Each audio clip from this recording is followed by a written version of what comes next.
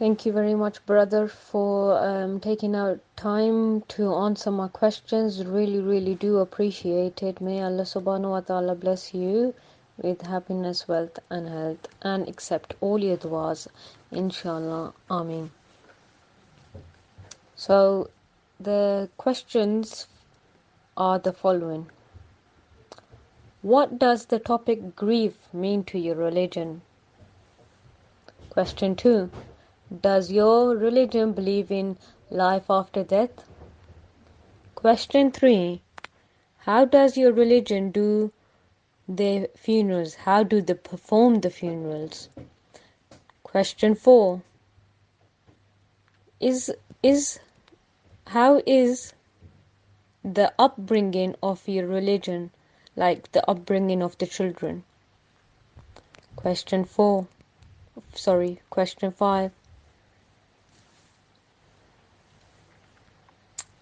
If one of the spouse passes away, does the other person have the right to remarry? For example, if a wife passes away, does the husband have the right to remarry? Same goes for the woman. If the woman's husband passes away, does she have the right to get remarried? Because the reason why I asked this question, I need to know the difference between culture and religion. A lot of cultures say, no, you're a woman, you can't get married again. But does the woman have the right? Does it say in the Quran that the woman should have the right to remarry? Because I believe that there's a lot of culture into the religion, into the Islamic religion. So a lot of people are confused about that. What can a person do for a person who has left this world? Um, what what what can they do for them? Like, for example, to save them from the bad sins. So what can they do? Can they pray for them? Are there any particular prayers that a person should do for the person who has passed away? How long does a prayer take for your funerals? Question 7 is, how do you overcome um, overcome grief? Does your religion say anything about how to overcome grief? And how do you do that, and what type of prayers do you perform while doing that? Are there any particular prayers? So question 8 is,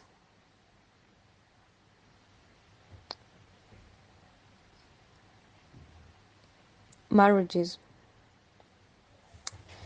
In other religions, for example Christianity, from my research I have done, they say that marriages are fine. They say that you can marry a non-Christian, and also when they come to the church to do the vows and get married, we do not require the woman or the guy either to convert their religion. They can do the prayers, do the marriage vows in Christianity, whatever the Holy Bible says, but they do not require the woman or the guy to actually convert their religion. Apparently, that's what I have checked from one of the churches, St. George Church. So there is different what do you call it, like I don't know what to say. It could be a tribe or whatever. Like, for example, like in Islam they have Shia, Sunni, and blah blah blah. Whatever, they have these little particular groups, beliefs they believe in. So I think Christianity has the same, like Roman Catholic, St. George Church, and all these different kinds. So I went to St. George Church, and that's what they said. But my question 8 is, about in Islam, does it require for a guy when they get married to a woman who is a non-Muslim, does she has to change her religion to Islam and then perform the marriage? In other words, they say nakah. And also, does the woman have the right to marry a non-Muslim? And why does if no, then why does the guy have more rights in marrying a non-Muslim? But nowadays, what I personally think, I know your answers is going to be no, because so many, I read so many stuff on that already. But I personally think, in my opinion, it's wrong, because a lot of people tend to bring culture in it.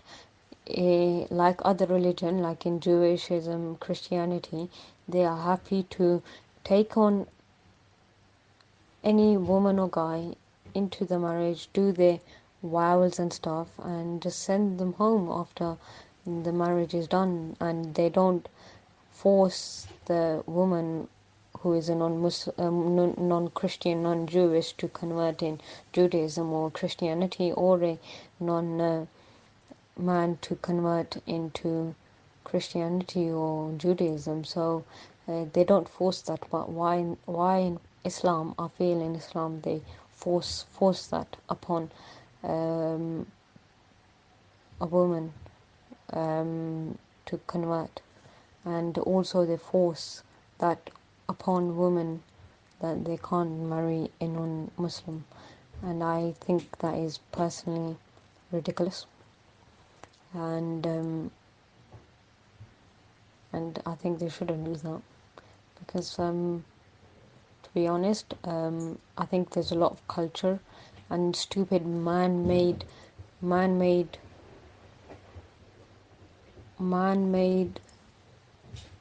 new inventions have came into this thought of women in Islam cannot marry a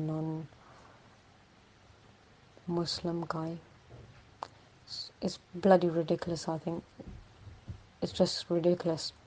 I think it's just stupidity of all these holy people, especially in Islam, where they tend to bring the Asian culture into it, and I think it's not right. So people should understand the difference between culture and religion. And okay, question 9 is that how the upbringing should be, and what are the responsibilities of upbringing to the Muslim parent, of how should they bring their child up. Should they keep a difference between the girl and a boy? And question 10 is, why is the upbringing for a girl more stricter than the boy in Islam? Why is it? It's and then it still goes down to feminist, because they in Islam keep they tend to control women more, I think, in other than other religions, to be honest. So why is the upbringing for girls more stricter than boys?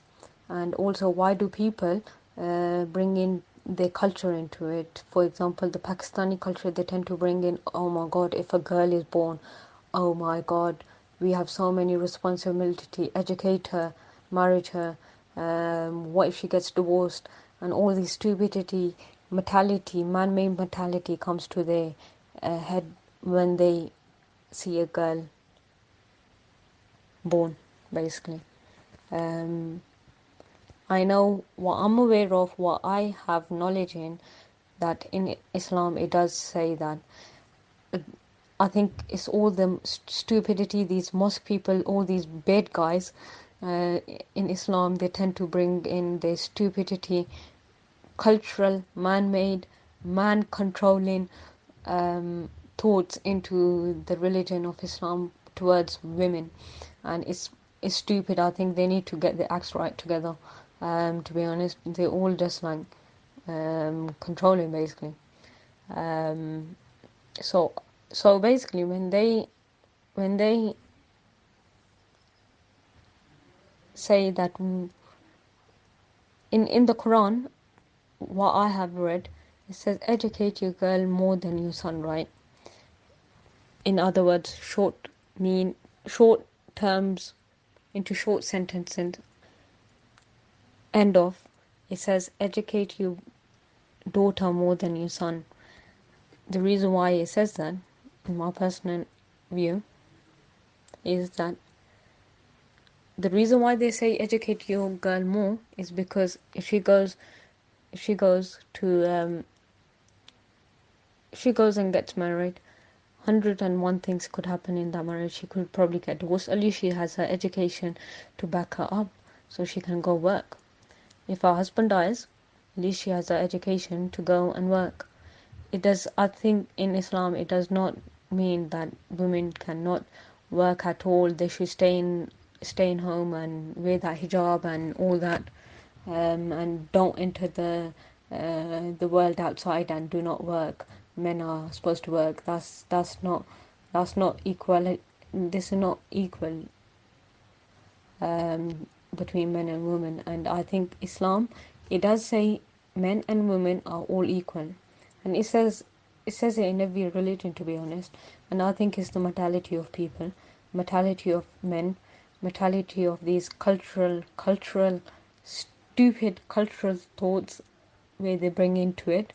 Fine, culture is fine in one sense, but it's the mentality of men in Asian culture, how they bring in the culture into Islam.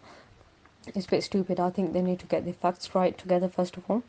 And so the thing is, the question is that why do they bring that when in the Quran it says something else? Why do they bring that stupid mentality in there? You need to clarify that, the equality of women and men, because one of the prophets' wife he married, was it, I think one of the prophet's wife, the first wife, who was like 40 or 14 years older than her or something.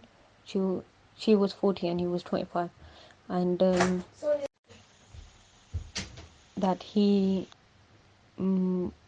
married the world's richest woman at that time, and she used to own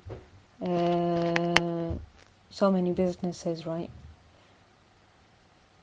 So she was still working while side along with the Prophet, peace be on him. Um, so, so she was basically working with him. He was working under her, and she was the controller of the whole businesses. And this little story shows that women they do have right to work. It doesn't mean they have to sit at home and they just like basically sit at home and do uh, cooking and cleaning. Even these stories, they say that there's so many stories about the Prophet's first wife. She had businesses, she ran businesses, and she had Prophet working with him, and she found him very honest and stuff, and that's the reason why they got married. And he was different from other people, other men. So yeah. So my ninth question is that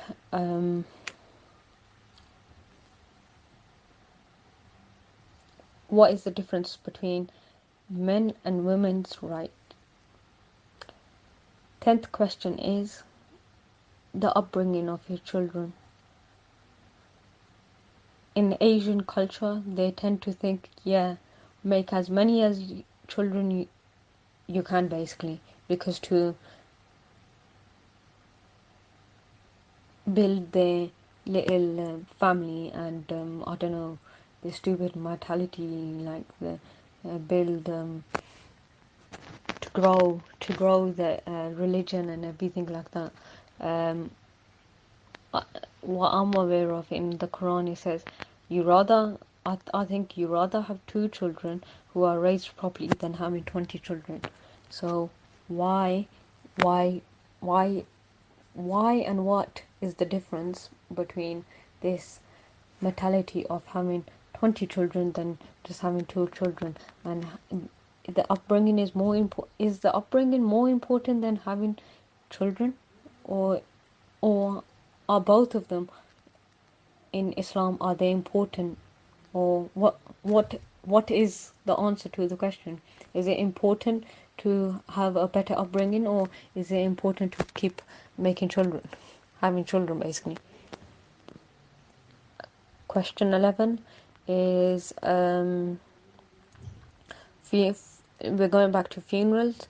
Why in funerals, um, if a woman loses her husband, why does she have to stay at home for 3.5 months? They apparently say that she has to follow this religion thing, that she has to stay in home for 3.5 months and not see another guy, or allow another guy entering her house or anything beside from her son, or probably from her grandson or something like that. But she has to stay in her room. How does that work out? And the 12th question is the puberty and growing up. Once a girl hits her puberty, why does she have to start covering herself? Does that actually say in the Quran, or is that just man-made? And the other thing, same goes for the guy. What is the question 13 is, what is the difference between the puberty when a girl hits puberty and a boy hits puberty? What is the difference, and what is the responsibility of what they have to do? Question 13 is that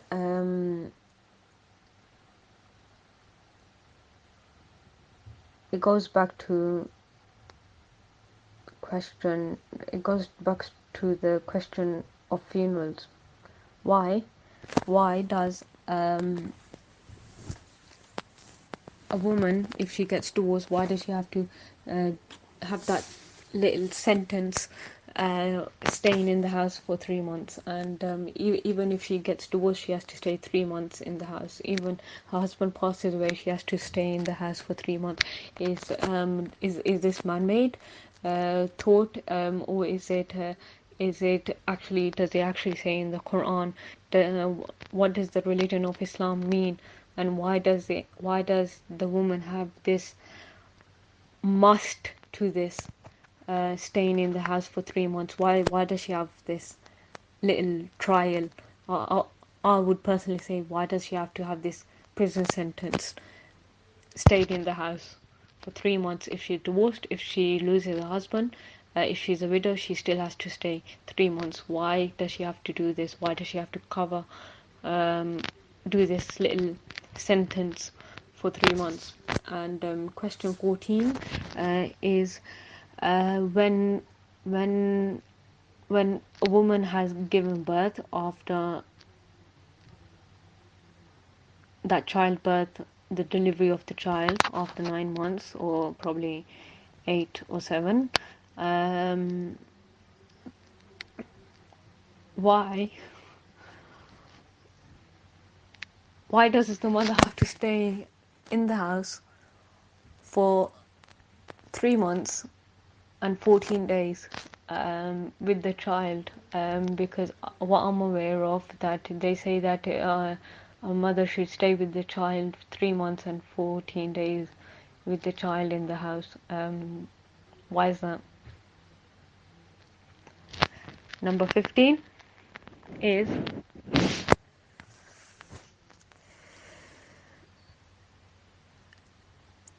what should you do and what should you perform when a child is born, a newborn child? Why do you have to read the Izan? Why do you have to cut the hair? Assalamu alaikum wa rahmatullah. Good morning, sister. How are you doing? How's the morning? Hope you slept well. Thank you for the audio voices. I definitely listened to it, and they are very, very very good audios. May Allah subhanahu wa ta'ala bless us and give us the faith and the iman, you know, for us to be good and pure Muslims. Um, you have asked so many questions, and due to my busy schedules, I will not be able to give you the reply to all the questions, but I will give you a reply to some of the major questions concerning about what you have asked. Um, Number one, in Islam, when you talk about married, okay, man and a woman, if at all you are a Muslim and then you happen to see somebody, you know, whom you want to marry, and then the person is a Christian, it's a Christian woman, a Muslim man can marry a Christian woman. There is no problem with that. And it depends on the individual to decide whether she will convert to be a Muslim or she will stay like who she is. You understand? It's not something that is permissible to Muslim men to say, okay, when I married someone who is a Christian and then the person has to to be baptized or to convert to Islam by force. Now, if the person is willing to, then yes, you know. But if the person said no, I will not be a Muslim, it's not a problem. Okay, but in this other way around, a, a Christian, a Christian man is not entitled to marry a Muslim woman. Simple reason because a man have lot of say when you come to Islam to his wife.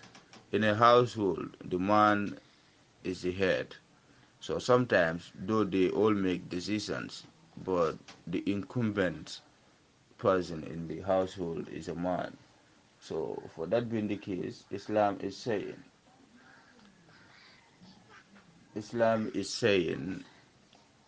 a Muslim woman should not marry to a Christian man.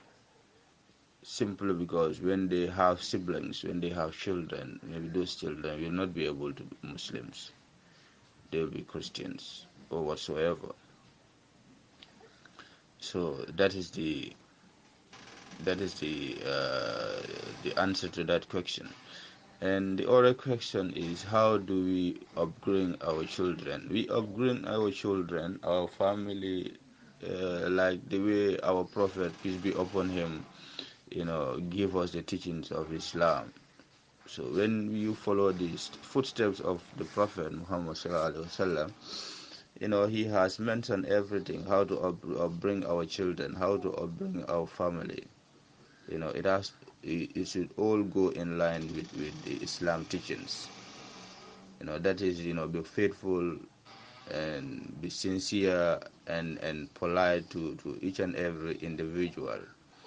Be pleased of what other people have, despite knows that every individual have his or her fortune.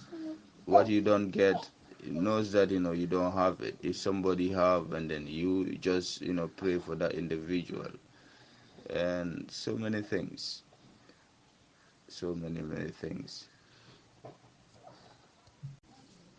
And then the third question is, you've asked about the day of resurrection, whether there is life after death, whether we believe in the judgment. Yes, of course we do.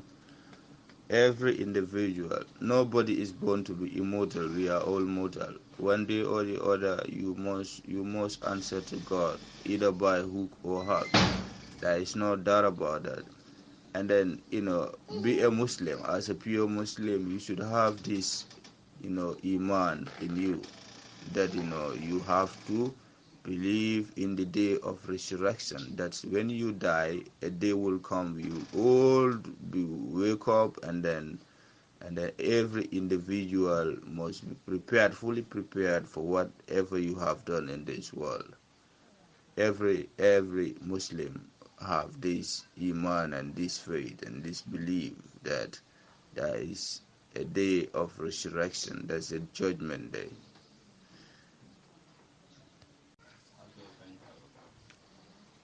Yes, and you talk about funerals.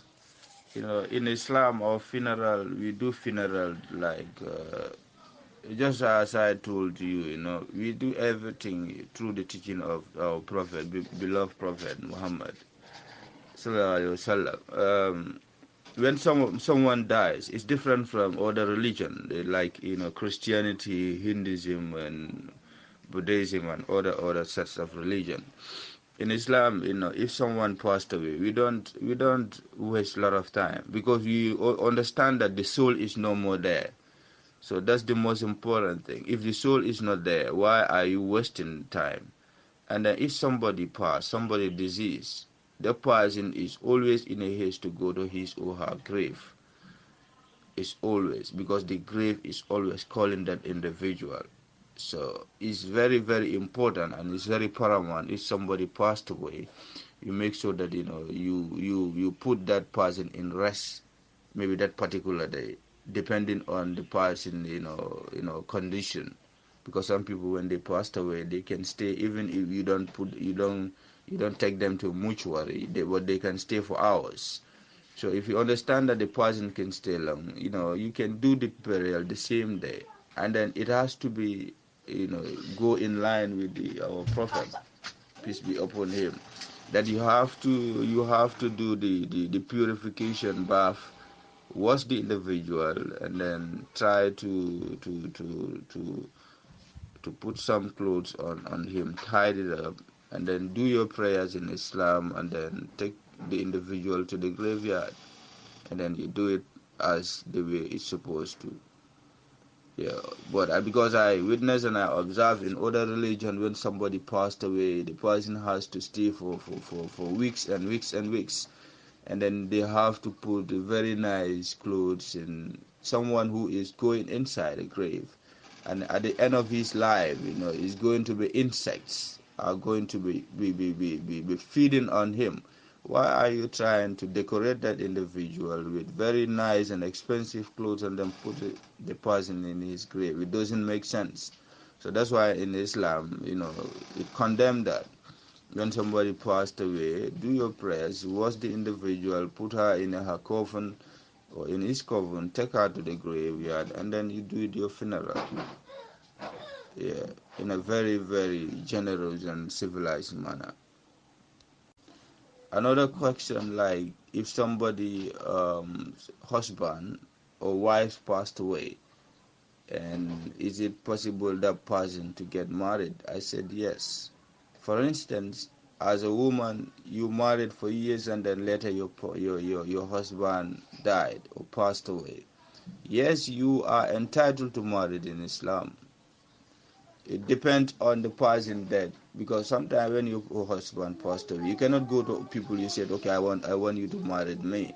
Marriage doesn't come like that. But you can wait for someone who see you, and then the individual loves you and you love the person. You can remarry again.